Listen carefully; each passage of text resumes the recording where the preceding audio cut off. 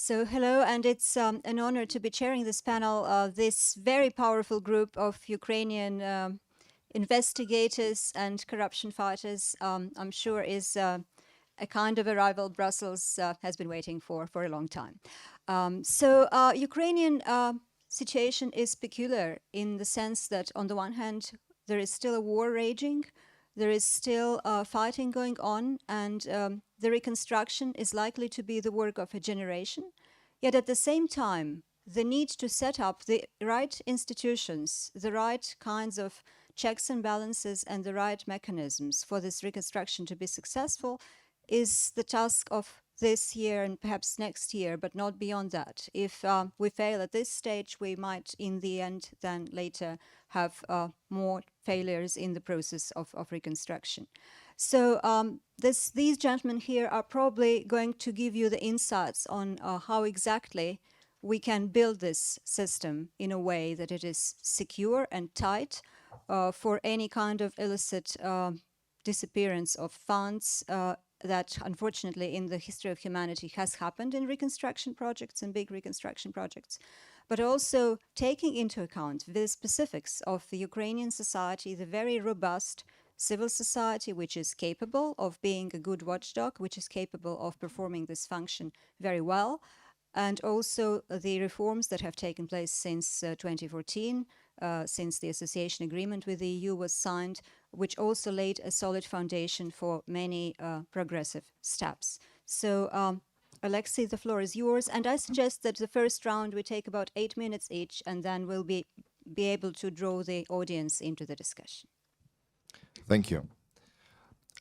So as Maria rightly said, Ukraine needs to win the war and also win the peace.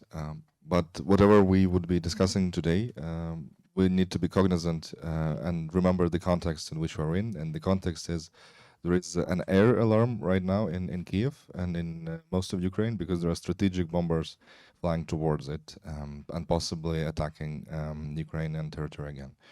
And of course, large-scale fighting to the east. So we think, the Ukrainian delegation, and I'm sure others think that we can have this conversation while the armed forces of Ukraine protect all of us.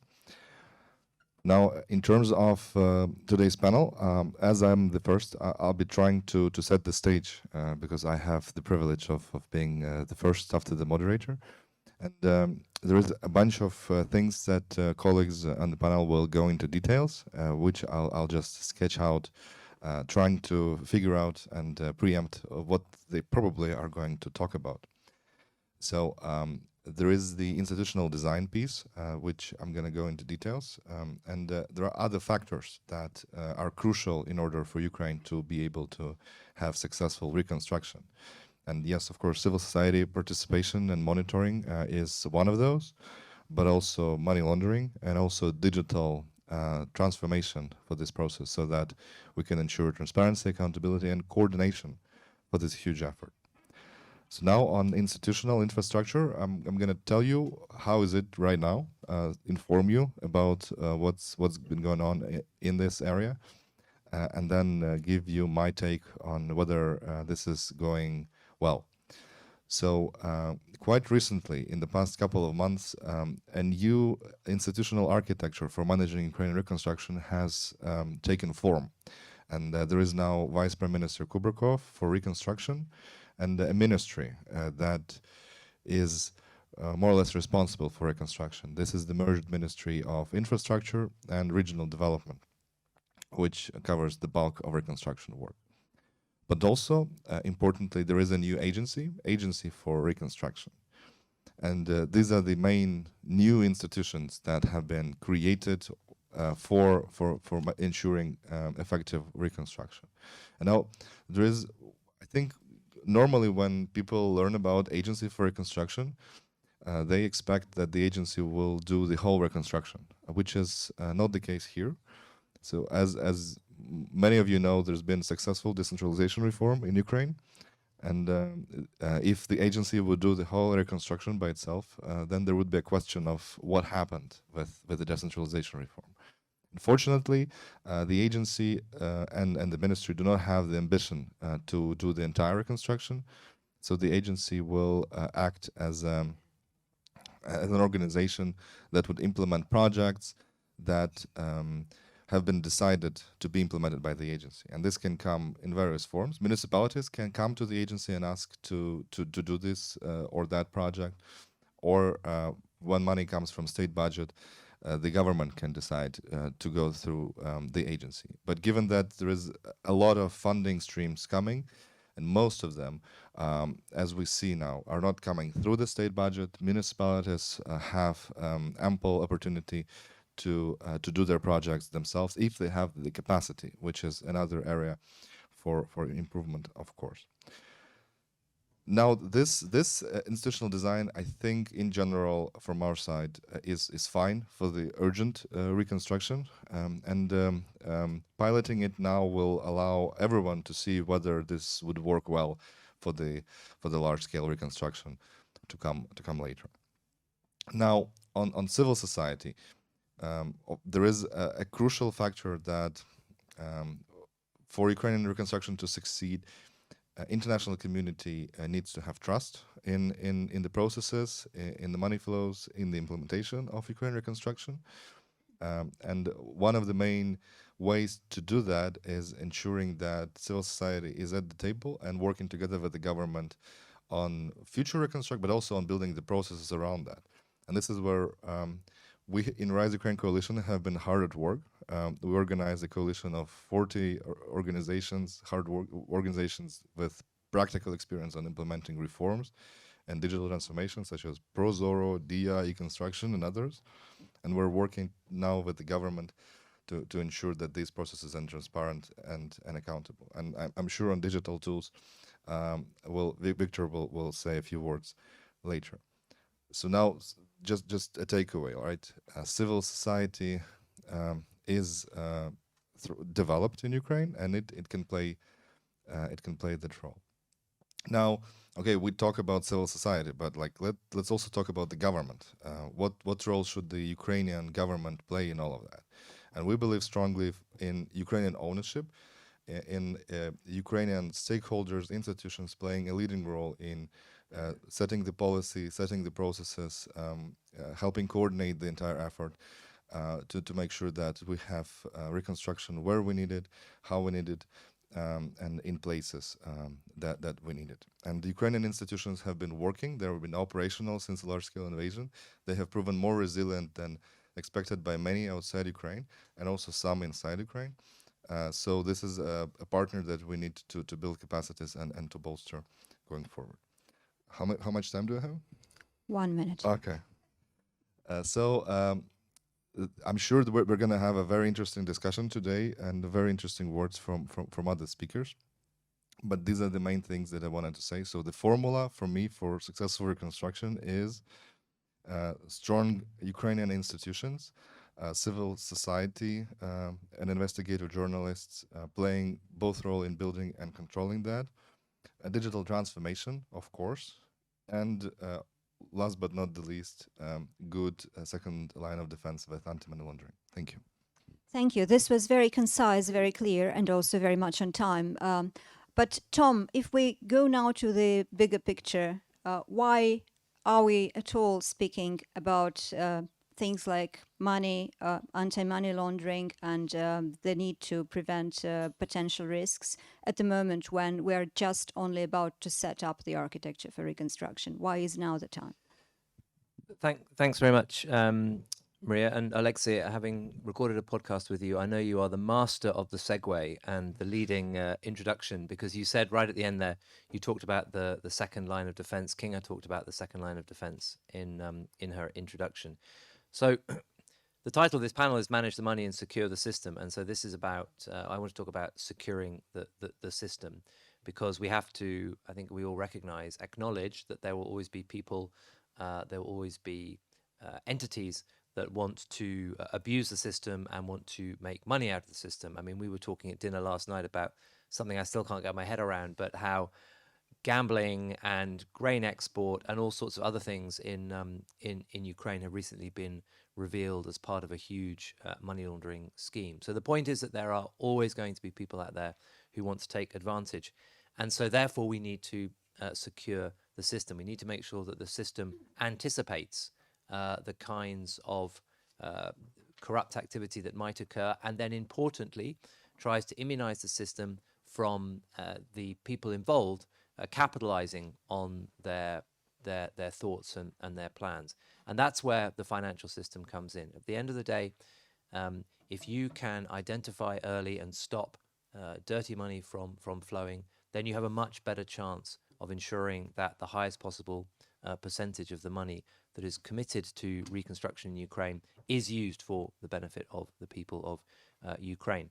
We all hear of stories of money flowing out of one country, winding up in another country, whether it's real estate in the UK or in Miami or anywhere else, where there are those sorts of opportunities. And once that money crosses the border, it's gone.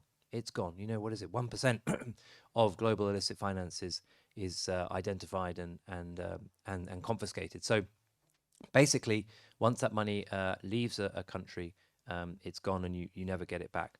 So we need to ensure that we don't just wake up in 5 years' time, 4 years' time, whatever it is, and go, oh, you know, there's been huge amounts of corruption and corrupt money flows related to that corruption. We need to have that system built from the very beginning. So in the context of the discussions that are going on about the transparent procurement and all these sort of front-end issues that we'll hear more about from the others, we also need to plan for the back-end issues, for this second line of defense, and ensure that the system, and I'll come to what I mean by the system in a second, that the system is match fit, as you'd say, is ready for the challenge of ensuring that the ability for individuals to move funds through the financial system and out of Ukraine for their own benefit is built in from the very beginning.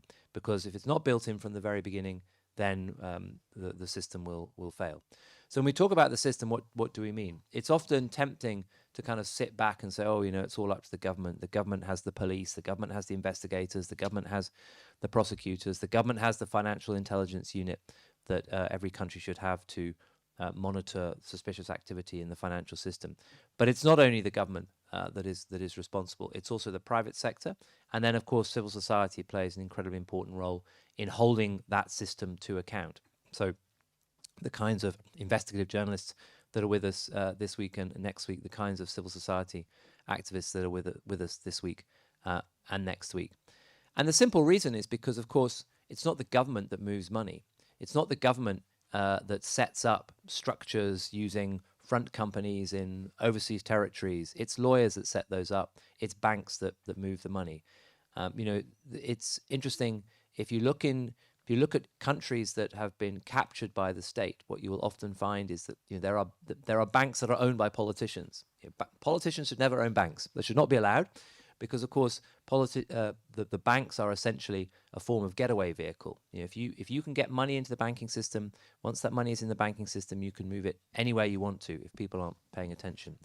If you can set up front companies that are still in this day and age protected by obscurity, you know, not transparent. Obviously, the European Union has shot itself in the foot and the head simultaneously in the last few months by, well, the European Court of Justice has shot them in the head and the foot by removing access to company registries in the European Union. We need this kind of transparency. So we need to audit the system that is behind the procurement process in Ukraine, and ensure that we have best practice across the piece, that we have transparency in who owns companies, that we have banks that are operating with integrity, that we have lawyers and accountants and all the other paraphernalia needed to move money that are operating with integrity.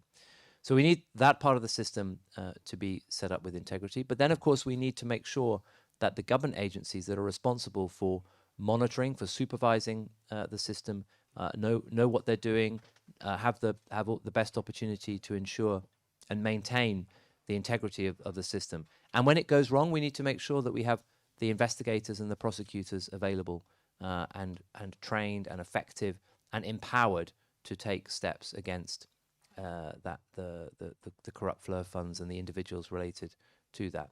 But to sort of end a bit where I started, and given who we have with us this week and next week, civil society will play a critical role in this. We cannot expect, I'm afraid, and I say this as someone who worked in banking for 20 years before I joined RUSI in 2014. We cannot expect the banking system to police itself. We cannot expect the government agencies to be able to watch everything perfectly all the time. Civil society, investigative journalists, and the like will be absolutely critical in shining a light on what is happening and what should be happening in ensuring that once the funds start to flow, that they stay in Ukraine for the benefit of the Ukrainian people, and that those that want to get their hands on those funds for their corrupt endeavors fail. Thank you. Thank you very much, Tom. Now, you've finished by referring to civil society again, and very luckily we have Victor with us today. So, Victor, perhaps from the perspective of RISE Ukraine, from the perspective of civil society getting together with its expertise, but also its mobilization and its readiness to network and to act together, what is your take on this? Thanks for the question. Most of successful reforms in Ukraine were implemented in close cooperation between government, civil society, international partners, and business. And I guess that reconstruction will be exactly the case. So we will cooperate and we will deliver the result we want to have in the end. But I would like to start with Ukraine's perception. I guess many European partners perceive Ukraine as a totally corrupt country because of the narrative that is here. According to Corruption Perception Index of Transparency International, Ukraine is the second corrupt country in Europe after Russia. We have Belarus in Europe as well, and it appears that according to CPI, Belarus is better than Ukraine. Do we really believe in that? I guess we have to look on trends and what happened with Ukraine after the Revolution of Dignity since 2014, when actually civil society, meaning the broad sense of civil society, not just civil society organization, institutionalized civil society, but all those people who came to Maidan to actually deliver the revolution, not on the streets, but in minds, delivered so many great transformations that helped to establish lots of institutions that now work. And we are winning this war thanks to capable institutions, thanks to cooperation of government and civil society, and thanks to these investments that have been done by our international partners as well into Ukrainian government. I like the analogy of Ukraine as a person. Right. I have a daughter, she's 6 years old. And when she learned how to hold the spoon, we were giving her the spoon, even though the kitchen was messed up. But we continued to give her the spoon because we understand that she has to learn how to eat herself to develop further. I guess that Ukraine as a state now like a teenager. Right, we developed a lot. We have capable institutions right now. We are a subject. Many people look at Ukraine finally as a country, as a great European country, not as a post-Soviet state. And as teenager, Ukraine starts thinking that we independent. Like we don't care what our parents say to us. We don't.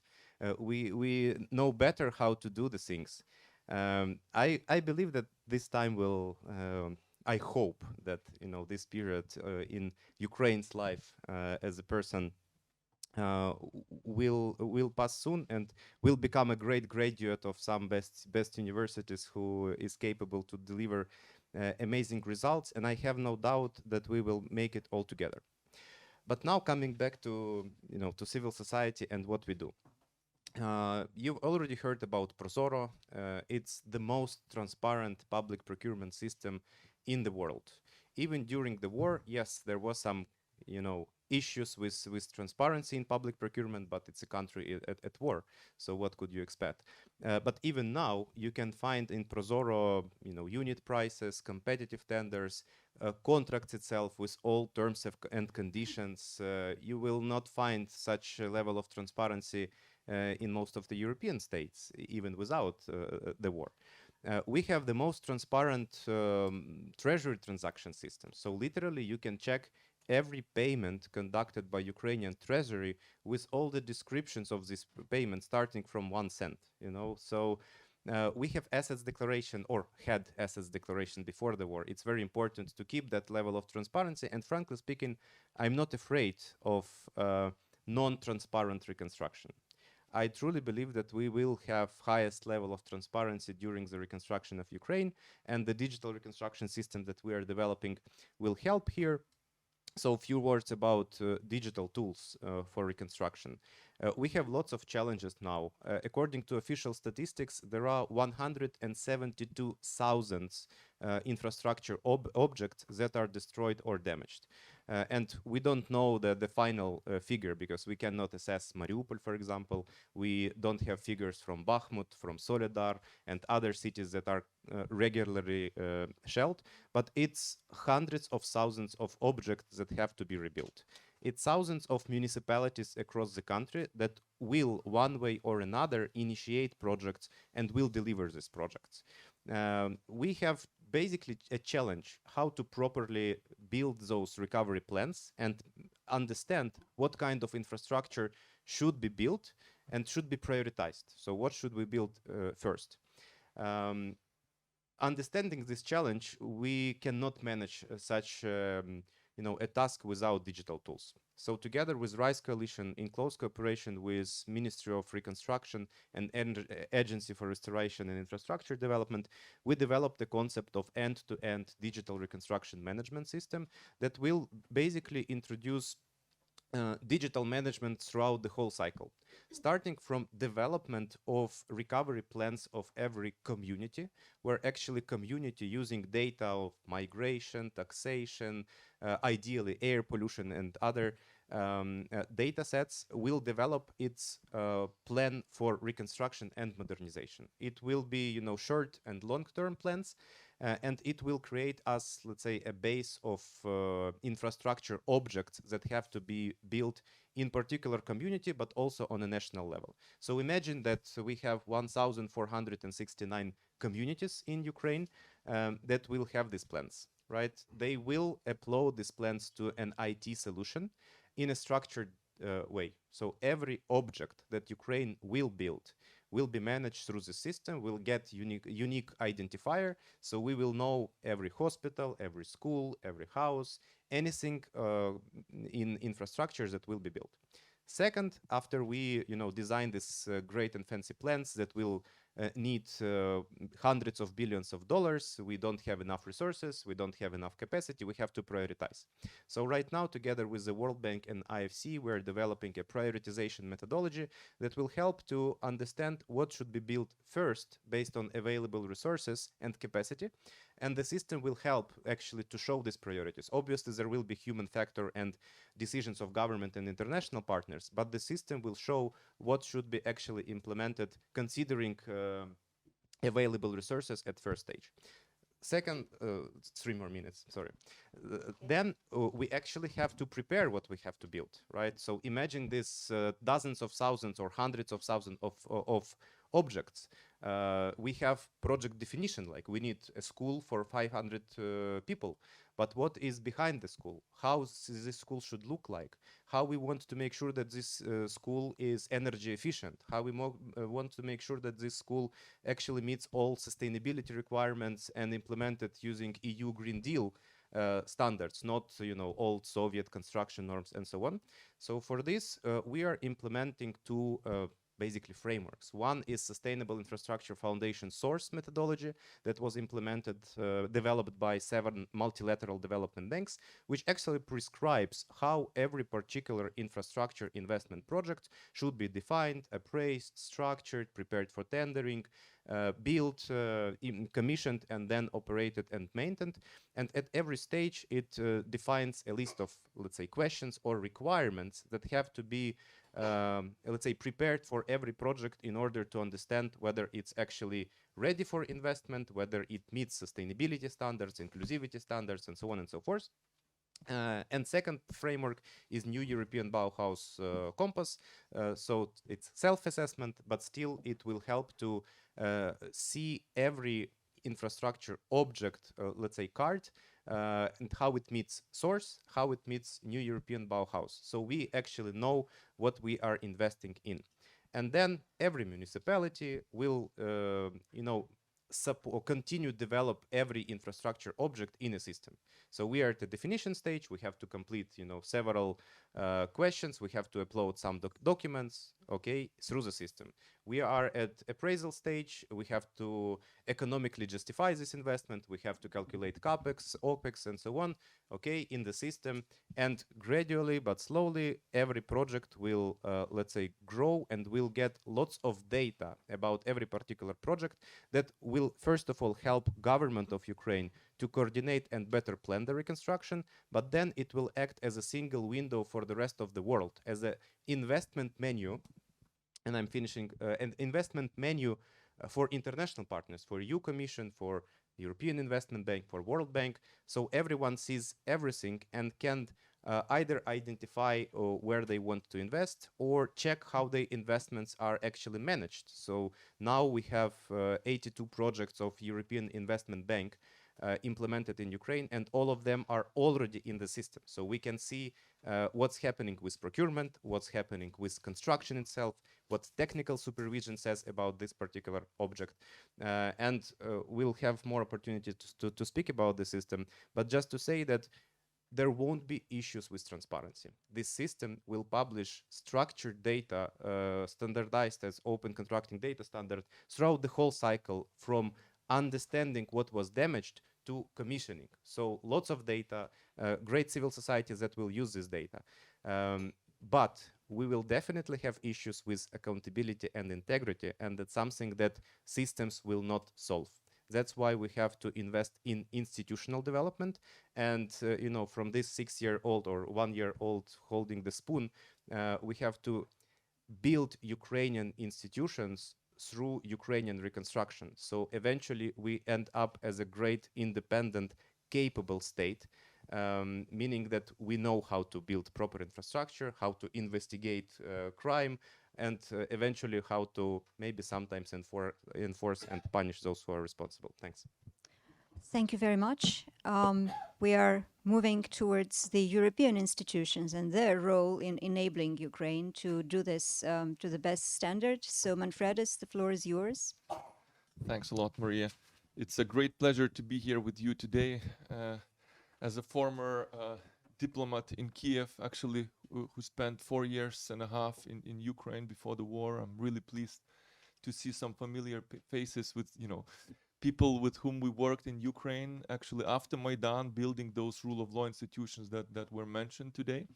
So thank you for your invitation. Now at the moment I work at the European Commission Ukraine Directorate. It's a new institution that was established just a month ago to oversee Ukraine's EU accession process and to support Ukraine's recovery, reconstruction. And I'm really happy that I can continue working for Ukraine, on Ukraine in a new capacity now in the headquarters. As you know, we are living in really historic times, very dramatic times. I mean, the war is raging, as we see. Well, at the same time, Ukraine is standing strong, is benefiting from incredible support from all over the world, from the free world, from the citizens, from the private sector. And well, when it comes to the EU, we are also now working on Ukraine's EU accession, since, as you know, June, Ukraine received a candidate status. So this offers really unique opportunities for Ukraine's transformation and EU accession. And we will do our best to help Ukraine really carry out all the necessary reforms. Well, first to win the war, and second, of course, to carry out all those reforms that are needed for joining the EU and really triggering a deep transformation that a high-quality EU accession process brings. Now, when it comes to our today's topic, I mean, many good ideas were already mentioned, so I will just maybe recap some of them and put them in a structure as I see it. Knowing Ukraine and knowing how difficult it is to introduce reforms in any country, not only in Ukraine, I think we have to really prioritize. What was mentioned that major support is already flowing in Ukraine. There are different sources of support, various procurement and implementation rules are being applied. So we really have to prioritize now to reduce corruption and mismanagement risks, and of course to sequence our actions. So I think the first focus, what was already highlighted today, is indeed on clear rules and procedures and on transparency tools. I think this should be our top priority as soon as possible, and I'm happy to see that we're already working on that. Clear rules and procedures, clear policies across the entire reconstruction cycle is indeed what is needed, because we know very well from the recent studies of public finance management, World Bank, Public Investment Management Diagnostic Report, a number of other ground studies that have been carried out recently. There have been a lot of bypass routes, a lot of fragmentation of rules, very weak capacity to implement projects, to ensure control, to ensure clarity for market participants, and this really has to change. Now with this new ministry and the new reconstruction agency and expert teams being built, plus the civil society being organized, we have really a great, unique opportunity to put order when it comes to managing large infrastructure, large public investment projects. Now, transparency, I fully agree, IT tools are crucial here. Again, these IT tools can help streamline the procedure and again prevent the bypass routes, prevent fragmentation, prevent disorder, and obscure investments. So full support from our side to the development of this unified reconstruction management system, and well, EU is also partially supporting it through its projects. Now, I think that transparency and all these IT tools and clear rules and procedures are not enough to prevent corruption and mismanagement. I think the second priority should be to strengthen the existing control mechanisms. And because we understand that NABU, SAP, and High Anti-Corruption Court will not be enough. I mean, there will be thousands of projects going on at various corners of the country using all kind of actors. So one really needs strong, comprehensive control environment. And here we have to look into internal control, internal and external audit. We have to look at the complaint system. And we have some amazing experts here in the audience who have been working on these control mechanisms when it comes to public procurements, in particular the reform of the State Audit Service, Accounting Chamber, Anti-Monopoly Committee, and bodies like that. Of course, we need very well organized civil society monitoring. And last but not least, what was already mentioned by Tom, we need to engage the private sector. I mean, we should not just focus on the institutions, but also the private sector plays a key role. So some compliance-related requirements can be set for the private sector entities who want to participate in reconstruction. So they have to commit also to corruption-free reconstruction of Ukraine. Then one has to also take into account the existing martial law restrictions. I mean, colleagues didn't mention, but just for you to know, at the moment, since the start of the war, Ukraine has suspended financial reporting of companies and political parties. There has been also a suspension of electronic register of assets and interest in Ukraine that was mentioned. There is a possibility to bypass transparent recruitment procedures. So basically there can be direct recruitments without competitions. There has been some restriction of access to registers, again, which is raising corruption risks and making control less effective. So again, one has to rethink to what extent those restrictions that were imposed back in March, April last year, to what extent they still hold, to what extent they still are needed, and if some are not needed, they have to be lifted. And in particular, we are advocating for gradual lifting or reactivation of asset declaration register, so that all the controlling entities, including the civil society, can have access and can have actually control watchdogging activities while moving forward with reconstruction. Then we also need to ensure gradual and very careful responsibilization of institutions involved in reconstruction. As it was mentioned by previous speakers, we cannot expect that all those thousands of municipalities will out of the sudden be capable of implementing super complex reconstruction projects. We are happy to see the establishment of the Reconstruction Agency, and we believe that it is a good start. I mean, to build capacities of one central agency that could then roll out best practices, standard model contracts, model procurement procedures for others. Indeed, I fully agree with colleagues that decentralization reform is one of the most successful in Ukraine, and we cannot forget, we cannot ignore municipalities, but again, we should do it with well-prepared procedures in a proper sequencing, not to overwhelm them, to build their capacities. So once they're ready, once the basic safeguards are in place, they can start gradually implementing reconstruction projects in line with their capacities. And the last point is we have to learn the lessons from post-Maidan reforms. And I'm really pleased to see some colleagues here who have been involved directly, just like me, in some of the post-Maidan reforms, establishment of anti-corruption agencies, high anti-corruption court, medical procurement, state-owned enterprise. These new institutions have proven to be corruption-free, have proven to be more effective than others. Let's use these lessons. Let's try to replicate the knowledge we have. And again, we will need, for these institutions, transparent and merit-based human resource management system, transparent recruitments in particular, clear career perspective, competitive salaries to attract talent, good leadership. And I'm really optimistic that, I mean, looking at what is happening in Ukraine, that we will have all this, and reconstruction will proceed smoothly. I stop here. I can, if interested, I can also outline later, maybe during the discussion, how the EU is supporting all this, what I mentioned. We have a number of projects, a number of initiatives, and I'll be happy to inform you about that. Thank you. Thank you, Manfredus. I know, Victor, but just a moment. Let's give the audience a chance, and then, of course, you can come back with your point too.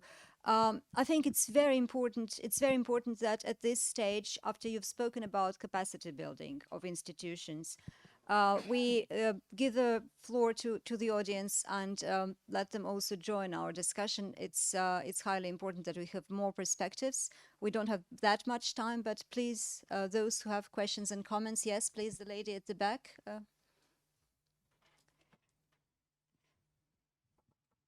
Yes.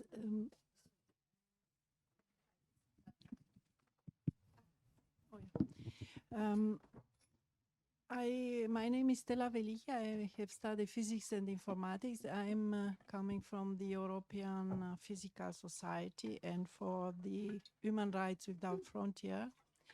So I have two questions. First, I'm very interested from what the person from Ukraine said, end-to-end digital management program. It's very interesting. My question is, how can you follow the etap of a rebuilding of a city, of a building, of what you want to rebuild with these tools? And it's working now, these tools? Do you use it now? My question is also, do you think about the Marshall Plan for Ukraine? Because it's the same situation in Ukraine that you have in Germany after the Second World War. It's a lot of destruction in the country. Huh? I'm sorry, to whom do you address these questions? I think for the European Commission, and the first one was for the person from Ukraine. But for European Commission, I have a question.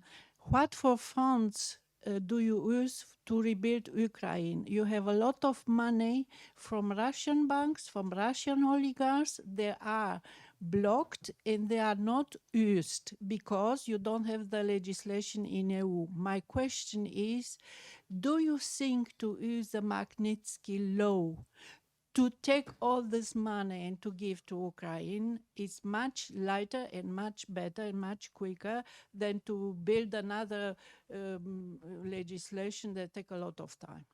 Okay, thank you very much. That's 3 questions rather than 2, but maybe Manfredis, since European institutions were mentioned, you start, and then maybe Victor continue with. Yes, thank about you the for the tools. questions. They are very pertinent. So regarding the Marshall Plan, well, indeed, serious discussions are currently ongoing between, major donors of Ukraine, how to support Ukraine's reconstruction. As of now, there has not been a decision taken to create some Marshall Plan, but I can tell you that a multi-agency donor coordination platform was recently established, bringing together major donors, so they are coordinating their support to Ukraine, both the early recovery and the long-term support. And the European Commission is also working on the Rebuild Ukraine facility, which will be a huge instrument, again, to support this longer-term reconstruction of Ukraine and Ukraine's EU accession. It will be really a sizable fund, and we will see. It is too early to say if other donors will join and in what capacity, but I'm really optimistic that we will have sufficient funding to help Ukraine's recovery. Now, when it comes to the Russian state and private assets that have been frozen in a number of countries, including in the EU, again, I can assure you that very intensive work is ongoing in order to really confiscate some of these assets and use it for Ukraine's reconstruction.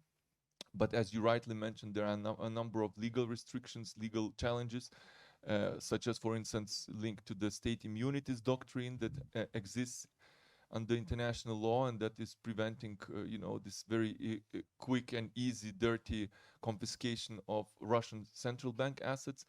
But work is ongoing, including at the international level, and I'm confident that we will soon see some confiscations moving forward.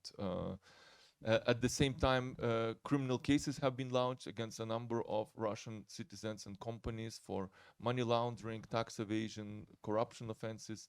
And again, as a result of these criminal cases, we can expect some confiscations. And we have seen already some across the Atlantic in the US, and some ideas also, legislative ideas emerging in Canada and other countries. So again, there is good coordination, and I'm confident that we will see some confiscations and employing the Russian assets for Ukraine's recovery. Thank you. Thank you. Now, Victor, the question about whether these tools are already in action regarding the rebuilding of cities. Yes. Just to summarize, Russia will pay for sure, or anything that will exist after Russia. In terms of digital tools, today we are actually conducting a training session for pilot municipalities, 20 municipalities who are starting testing the system, plus 82 projects financed by European Investment Bank. So the minimum viable product is already operational. Obviously, it's not the full-scale functionality. There are lots of great features, including civil society inclusion, feedback, participation, and so on. But we plan to roll out the full system by the end of this year. By Ukrainian Recovery Conference in London, we will show some open data and analytical dashboards that will help civil society journalists to track what's already in the system. But the full transparency and everyone sees everything principle will be, let's say, switched on closer to December this year, because we're still developing lots of functionalities and testing lots of solutions. Thank you so much. I see Alexei wants to add something. Yeah, and just to be clear, we're building an ecosystem, and we have done so in the past in Ukraine for a number of initiatives. So anyone, also here in Brussels, would be able to use the data from the system to analyze and to build your projects, to do scientific research, to do monitoring for EU institutions. Maybe EU will have some custom-made tools to monitor their projects. And we cannot even imagine all the use cases for this data, the same as we couldn't for procurement or for other open data that have been developed in Ukraine. So your initiative, your institution, or anyone else's can also be part of the digital reconstruction management ecosystem for Ukraine. Because for us, it's important to ensure accountability for taxpayers of those countries who will contribute to Ukrainian reconstruction. So every EU citizen will be able to track how every euro is invested in Ukraine. And same with, I don't know, Japan investment, US, UK, whatever. It's about transparency and openness for the whole world, not only for some institutions who contribute money. Thank you so much. Now, is there another question? Yes, please. It's in front here. Gleb Kanevsky, chairman of Kiev-based analytical think tank State Watch.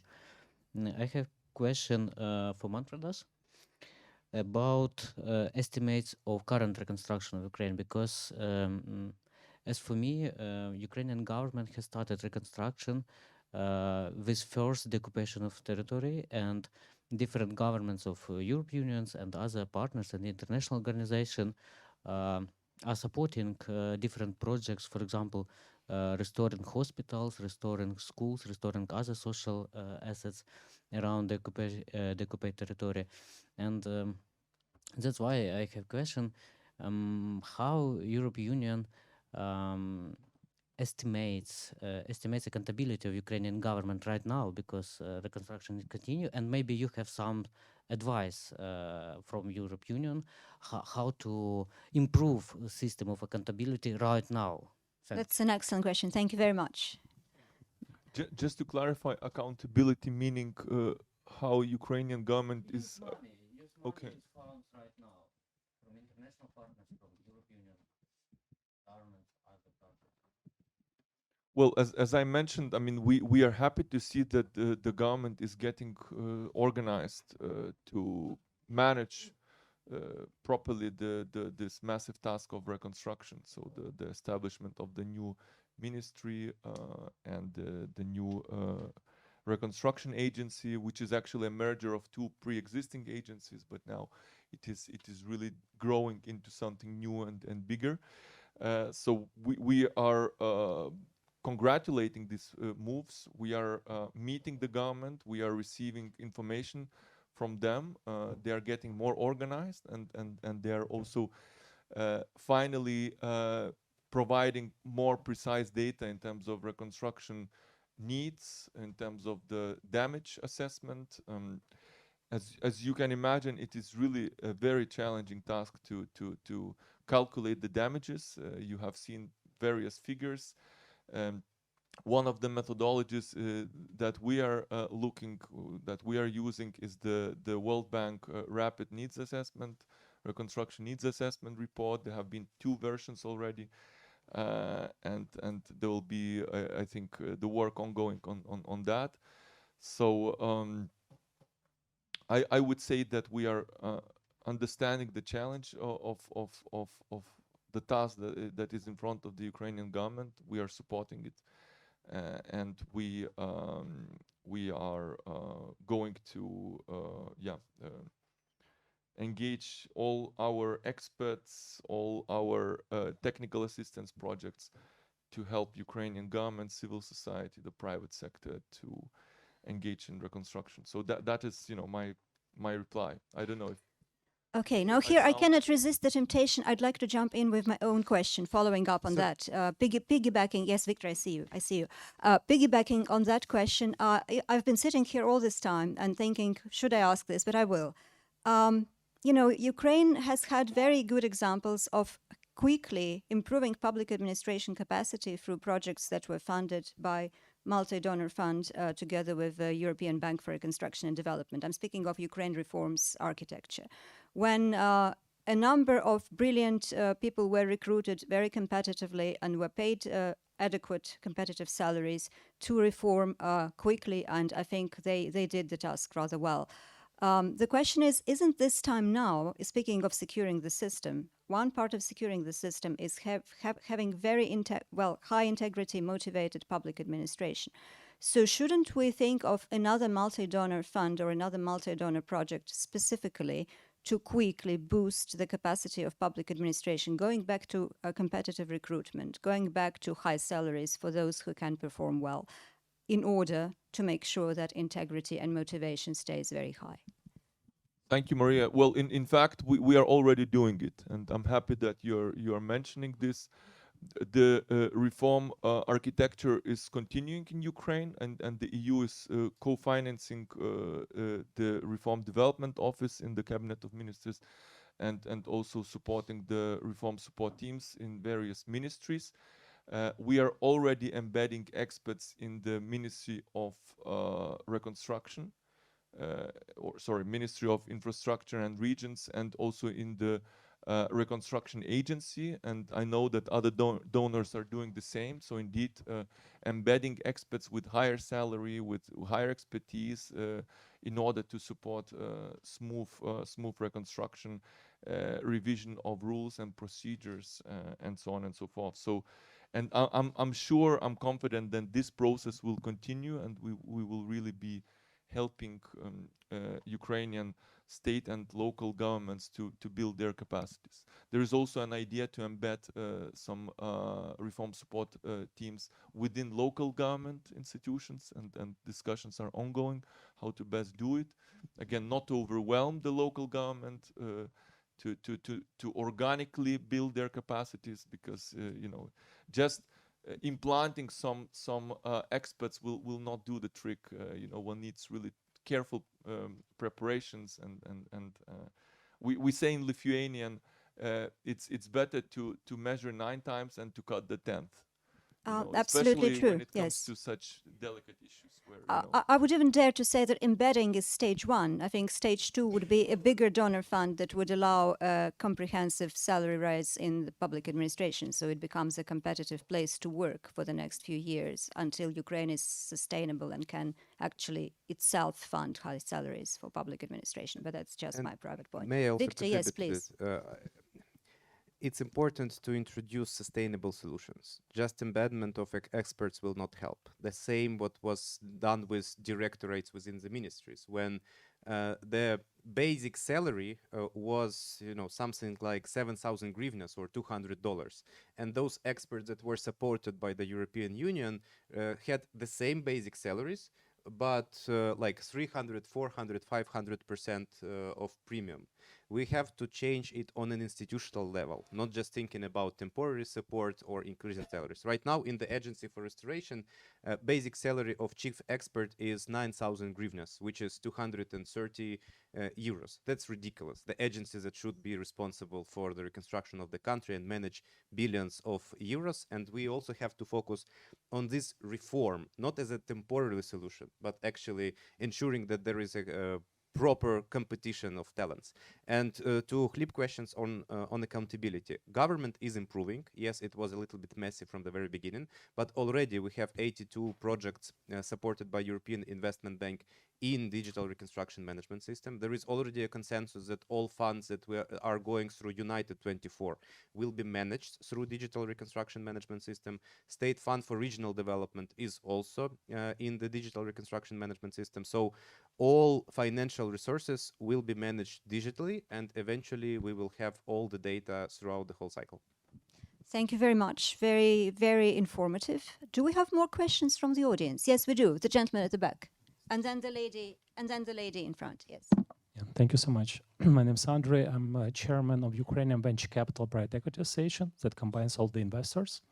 And we still continue to invest in Ukraine. Question to the Manfred is, you mentioned that we need to get the more private sector involved in this.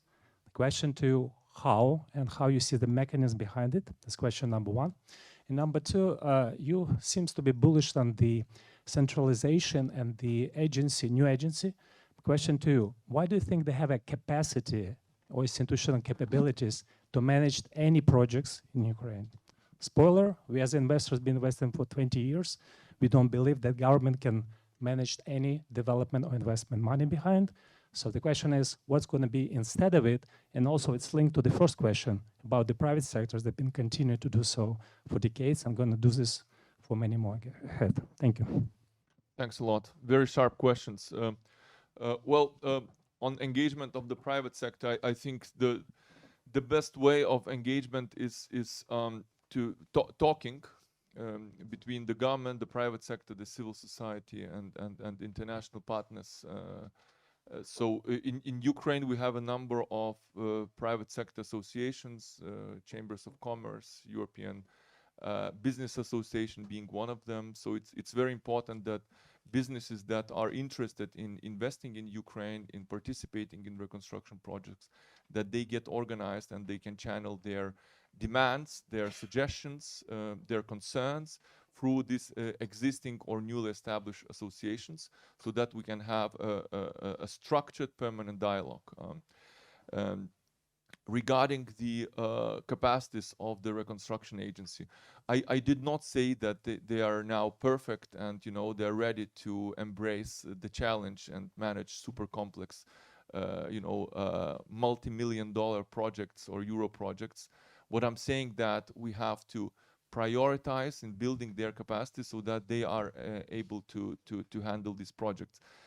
I should also say that the predecessor of the reconstruction agency already participated in a number of IFI financed road reconstruction and other large infrastructure projects, and well, with a mixed degree of success, I should say. There have been some scandals. There have also been a number of successful projects. So I wouldn't discard the agency as completely not capable. I would say they are capable, they have a track record of successful projects in the past, and we just have to prioritize and make it even better as soon as it is possible. And of course, building on and gradually shifting responsibilities to other partners that are ready, that have clear rules and procedures and the IT system to cater for a sound, smooth reconstruction. And Thank you again, very we are much. really happy to work with the private sector to hear you out, and please, if you have already some ideas or concerns or suggestions, reach out to us, reach out to our EU delegation, other donors. We are ready to talk. Thank you. Thank you. And we have 2 minutes left, so I give the last question to the lady in front.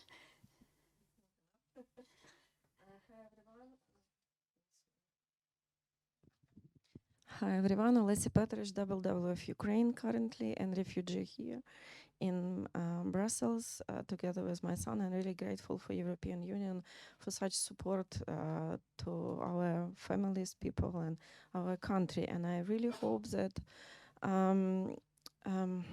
all of this will help to rebuild Ukraine. But also I have experience to work for government, more than 20 years in Ministry of Environmental Protection, and I know how good all of that instruments that you mentioned today are and how inefficient they are also, and so on.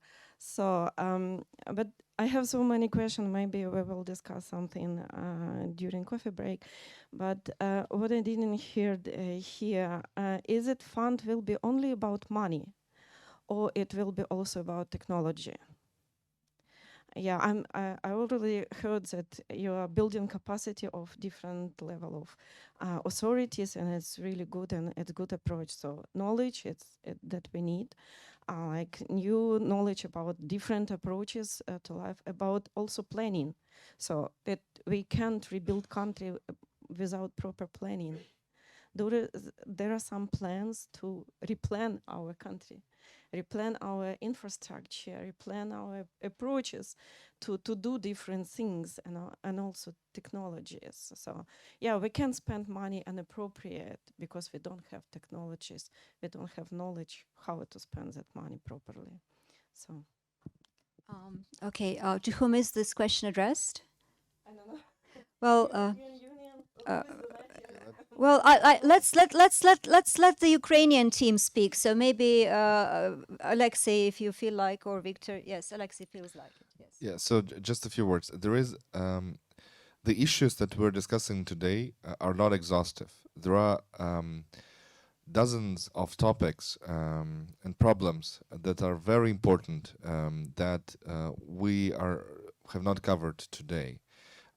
such as stimulating development of technology, R&D, economic development issues, and others.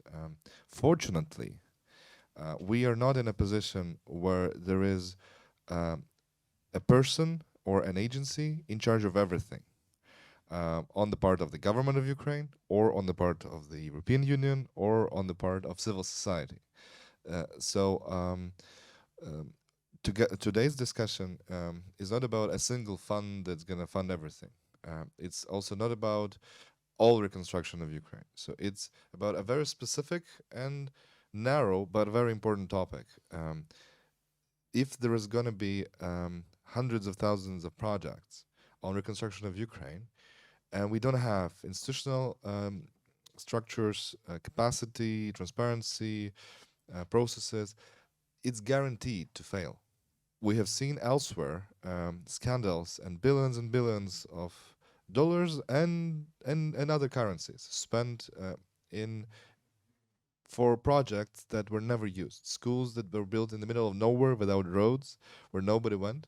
And if we don't solve those issues, we are very, very likely to have public investment in construction of new objects in the wrong places, in the wrong manner, and with very high corruption risks. So this is broadly what we've been discussing today, and I agree with you on technology, but I'm not sure the panel is ready to talk about those issues on the panel. Of course, on the coffee break, we can exchange ideas. One comment on procurement side, how it will help to introduce technologies, because currently Ukraine doesn't have absorption capacity on the private sector to rebuild what we have to rebuild. And I'm sure that there will be international companies coming into Ukrainian market.